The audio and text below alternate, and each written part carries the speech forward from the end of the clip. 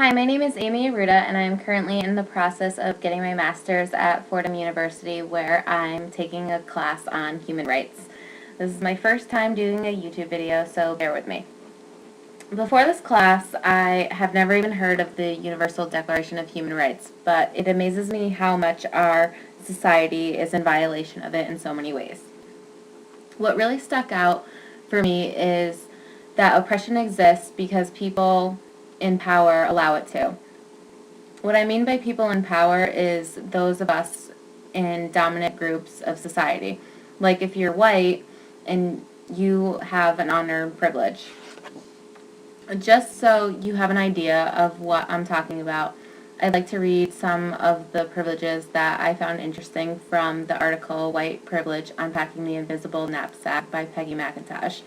She describes white privilege as an invisible package of unearned assets which I can count on cashing each day, but about which I was meant to remain oblivious. I can be pretty sure that my neighbors, wherever I decide to live, will be neutral or pleasant to me.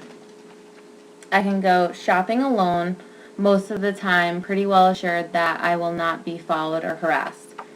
I can go into any supermarket and find the staple foods which fit with my cultural traditions, and into a hairdresser's shop and find someone who can cut my hair. Whether I use checks, credit cards, or cash, I can count on my skin color not to work against the appearance of my financial reliability. I can swear or dress in secondhand clothes or not answer letters without having people attribute these choices to the bad morals, the poverty, or the illiteracy of my race. I am never asked to speak for all the people of my racial group. I can be pretty sure if I ask to speak to the person in charge, I will be facing a person of my race. If a traffic cop pulls me over, or if the IRS audits my tax return, I can be sure I haven't been singled out because of my race. I can take a job with an affirmative action employer without having coworkers on the job suspect that I got it because of my race. I can choose blemish cover or bandages and flesh color and have them more or less match my skin. This is only 10 of the 26 privileges that she listed. They are not intended to make you feel guilty, although I know if you're hearing this, you're probably feeling as guilty as I did when I first read this. But in the article, McIntosh goes on to say, my schooling gave me no training in seeing myself as an oppressor, as an unfairly advantaged person, or as a participant in a damaged culture.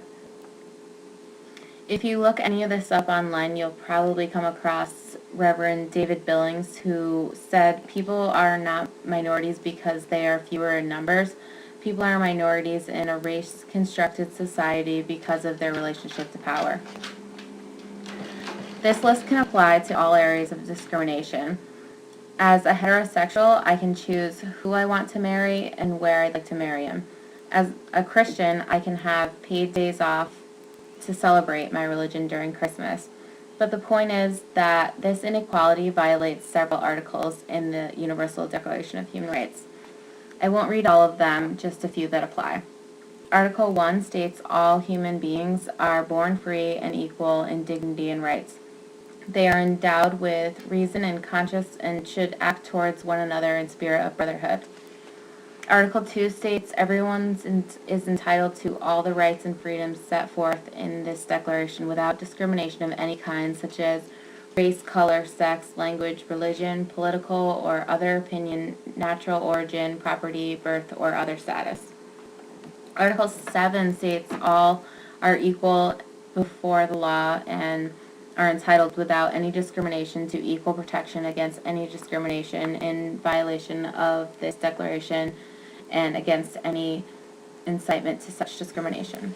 The reason this is such a problem in society is because not enough of us are talking about doing anything about anything. There is still a lot of discrimination out there, and so many stereotypes that exist aren't even based on anyone's actual experience. It's just been passed on over generations. Well, today, I'd like to ask you all to stop and stand up for what's right. To become part of the solution, Visit www.seedsofpeace.org/volunteer or PISAB.org, which is the People Institute for Survival and Beyond, or antiracistalliance.com.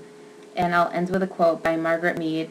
Never doubt that a small group of thoughtful, committed citizens can change the world. Indeed, it is the only thing that ever has. Thank you.